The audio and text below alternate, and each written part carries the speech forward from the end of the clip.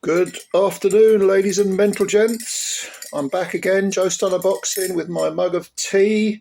The previous video, I had a mug of tea on me, and someone put in the comments, Joe Stunner with his fake mug of tea. Fake mug? What's he on about? Fake mug of tea for? I mean, is he a conspiracy theorist?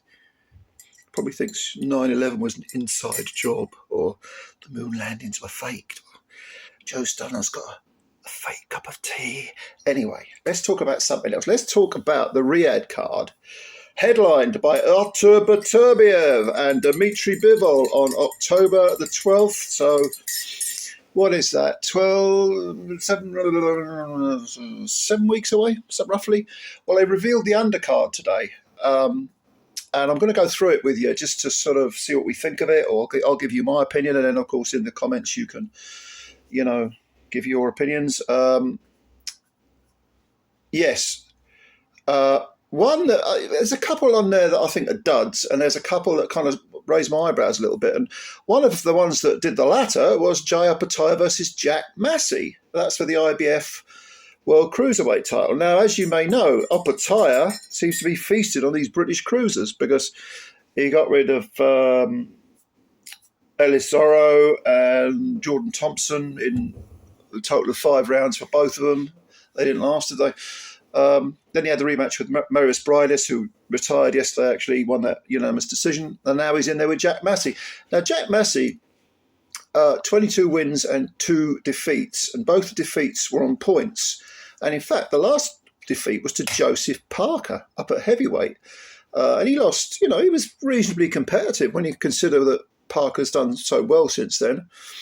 And he's had a couple of wins since then against, well, he beat Isaac Chamberlain. That was a very good win. That was a very, very good win. That was for the Commonwealth and EBU titles. That has probably got him this world title shot at Opetaia.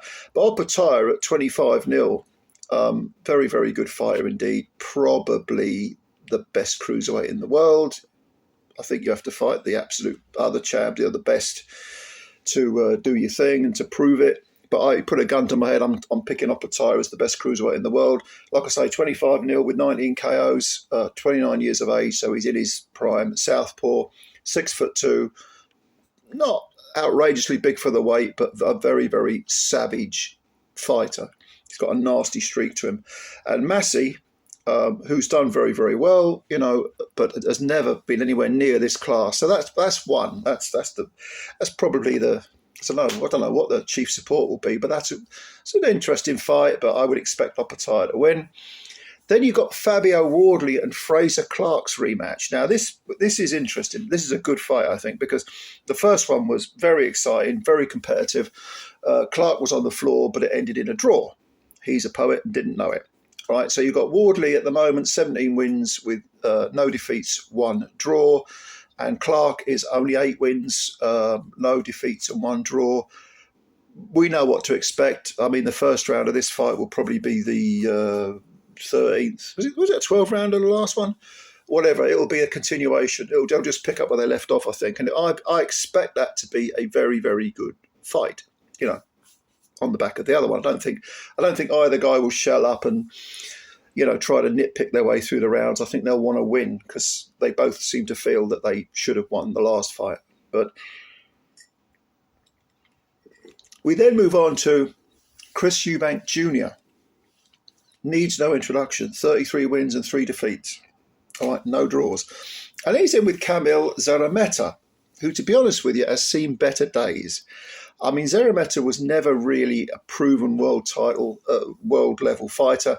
He did have two bites of the cherry with the elite. He got done in 7 rounds, retirement after 7 rounds against Gennady Golovkin back in 2020.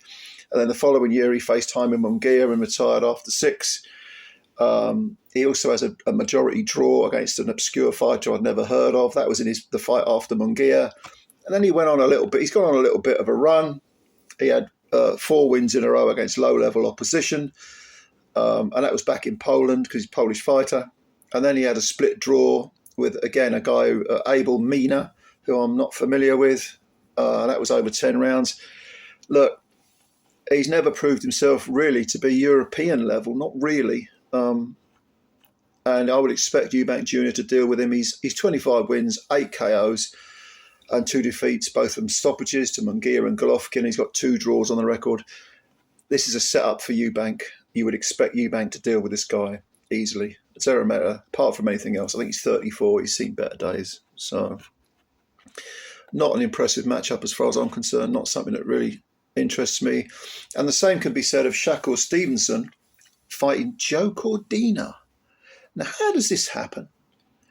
Because Joe Cordina got stopped in his last fight and lost his title. Now suddenly he's in there with Shakur Stevenson, undefeated in 22. That was Cordina's first defeat in 18. But he's fighting Stevenson for the world lightweight title, WBC world lightweight title. Now this kind of smacks to me as a cash out on behalf of Matchroom, as if they feel they've gone as far as they can go with Cordina, who is 32 years old now. And they're thinking, okay, get him a big fat payday and then you can walk off into the sunset. That's assuming that Cordina does lose to Stevenson. And I think you'll be hard pushed to find anyone who says he won't. He lost, like I say, he lost in 8 rounds to Anthony Cacace in his last fight. Only in May. He's having no warm-ups, no tune-ups, nothing to get his confidence up. In he goes against Shakur Stevenson. What do you think is going to happen? It's a cash-out fight. And also, is it fair to put the guy in when he's lost his title by stoppage into another immediate world title fight? I mean, this is a perfect example of what I've said in my recent Riyadh Excellent Turkey videos. If you get something that is kept in-house, you get this sort of shit. All right. Another one is Josh Warrington, going up there against Cacace. What the fuck has Josh Warrington done to earn it a fight at a weight he's never even fought at? And he's lost his last two fights. And yet there he is with when you've got people, when you've got concentrated power, this idea that we're going to get great fights, nothing but great fights. No, it works the other way as well. You get this sort of nonsense. So no, I ain't having this. Cordina in with Stevenson, I'm not really interested. I'll watch it, of course I will.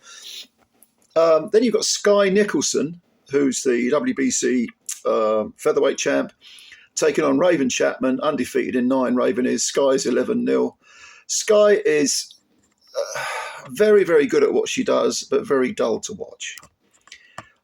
She's not going to be this. I don't expect this to be entertaining unless she boxes in the nude, which I very much doubt.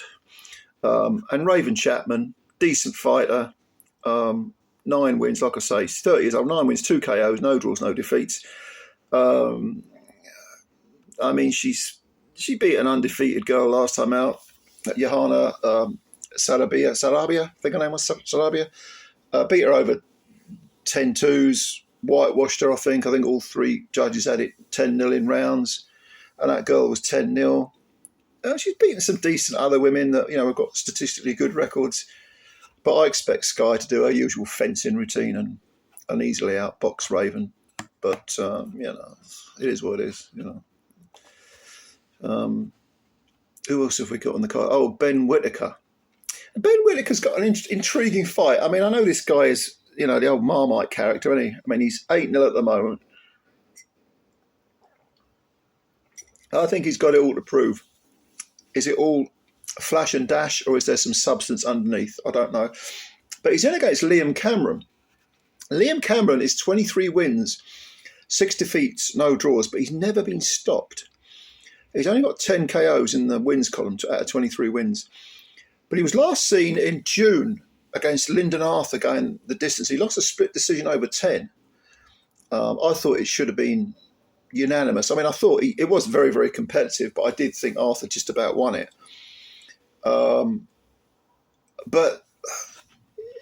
he might be able to take Ben Whitaker some rounds here. Because don't forget, Whitaker was taking the full 8 by Leon Willings, who recently lost an area title shot. And then he fought that Aaron Yecker guy, who kind of got himself a 10-round shot at Whitaker by gate crashing his press conference. And Whitaker won easily over 10, won, if not every round, then near as damn it.